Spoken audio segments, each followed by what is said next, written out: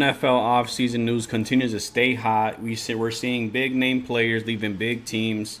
I'm going to be giving you guys my reaction to some of those, going over what that means for a lot of those players. If you guys do enjoy the video, please leave a like, subscribe, and I'll catch you next time. Peace. Holy smokes, man. NFL news stays hot. Joey Bosa leaving the Chargers. Kind of a confusing one for me. I thought Jim Harbaugh really liked him, really enjoyed him on the team. He's the last original San Diego Charger on the team. He's been there for a very long time. Obviously, he had his injury issues, but he's a great player. Big dude. He paired very well with Khalil Mack. He kind of made that him and Mack kind of made that defense really strong. Obviously, they had the good corners, the good safety in Derwin James. Interesting one for me, but he's a big player to hit the market. Another big player to look to hit the market is Trey Hendrickson. He is the sole purpose as to why the Bengals defense had anything to talk about, right? And outside of him, everybody was fucking hot garbage. So tough to see. I think the Bengals just get it wrong most of the time when it comes to big players. They don't want to hold on to them. They don't want to pay anybody. You still have Jamar Chase looking to get a long-term deal. He deserves it. Triple Crown winner. They're hesitant still on him. Still hesitant on T. Higgins. Tough to see, man. I do think Joe Burrow is the best quarterback in the league. He has a terrible O-line. He continues to perform well. Had an MVP type season last year with Jamar Chase. So tough to see. Interesting one for me as a Rams fan. Tutu Atwell getting re-signed. 1 year, $10 million, fully guaranteed. I don't think his output portrays the contract that he was given. I do think a guy like Demarcus Robinson that you saw have big catches during big moments deserved a contract like that. Not so much Tutu, though. But we'll see. They drafted him really high. Drafted him over Amon-Ra St. Brown. Obviously, he has that infamous list where he talks about these are the 10 to 12 guys that got drafted over me. And he keeps that kind of like in a board, right? He kind of recites those names all the time. Another big one for the Eagles. They re-signed Zach Bond to a 3-year deal, keeping him with the Eagles. Phenomenal player, phenomenal Super Bowl game. One that I'm super happy about here, Alaric Jackson staying with the Rams. We paid Joe Noteboom a huge lump sum of cash. He got hurt during the season. Don't know if it was this year or last year. I don't remember. But he was the tackle that got paid. He was the one that we were like, okay, he's going to be the new Whitworth. Turns out Alaric Jackson has been that guy for us. He's played very, very well. He was one of our best linemen. Glad that he got a contract. Happy to see that that offensive line is looking to stay, kind of solid and have a good spine to that.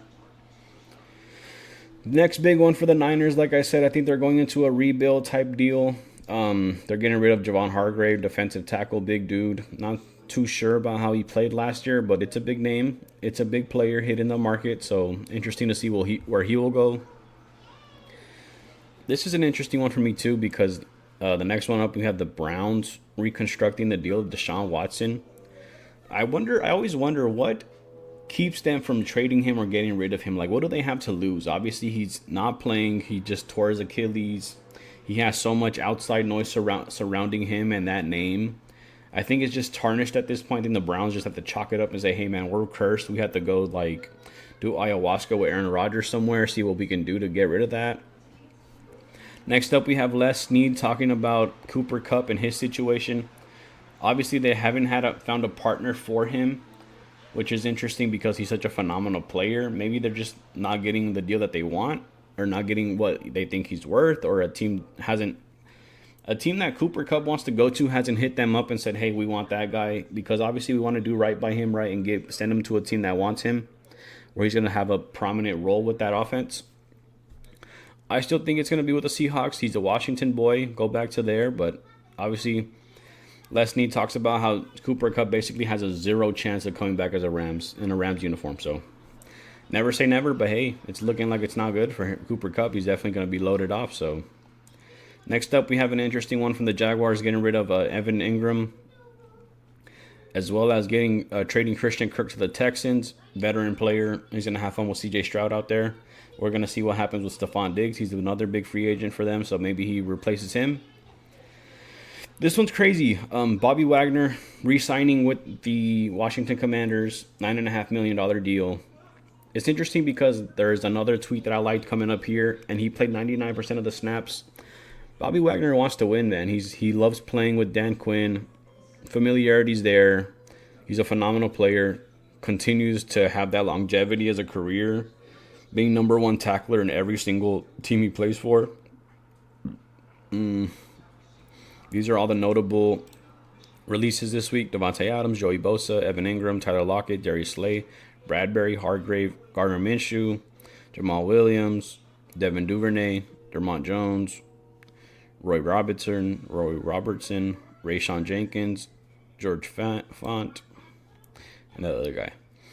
And here's the Jaguars, like I was talking about earlier. They're just having a very tough time. In a single day, they traded Christian Kirk to Houston. They got rid of Evan Ingram. They got rid of Devin Duvernay, Josh Reynolds, Ronald Darby, and then they had their center retire, right? So that's interesting. We'll see what the Jags do. They're another hot mess of a team out there. Next up, we have Gardner Minshew. Obviously, this was kind of not... this was expected, right? He didn't have a great year with the Raiders. I think that they're going to go draft a quarterback in the draft. So, like I said, not expected from everybody, right? And then we have Devontae Adams, and these are the teams he's looking to join. The Chargers, the Rams, and the Niners, all West Coast teams. He's looking to go back to the West Coast.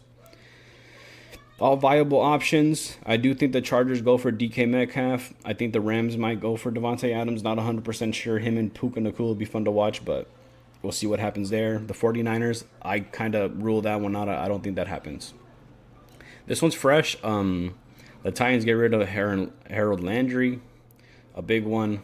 Another fresh one is Derek Barnes signing an extension with the Lions.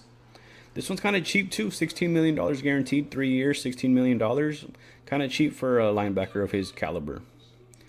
Another big defensive tackle hit in the market, Jonathan Allen. This is what I was talking about with Cincinnati right here. They don't pay Jamar Chase after his Triple Crown season. They franchise tag T. Higgins twice. Then the NFL leading sack leader in Trey Hendrickson, they're going to give him a permission to seek a trade. Bobby Wagner is what I was talking about earlier. 99% of the snaps in first season with Washington. And that's pretty much all the news we have. Pretty crazy stuff. If you guys did enjoy the video, please leave a like, subscribe, and I'll catch you next time. Peace.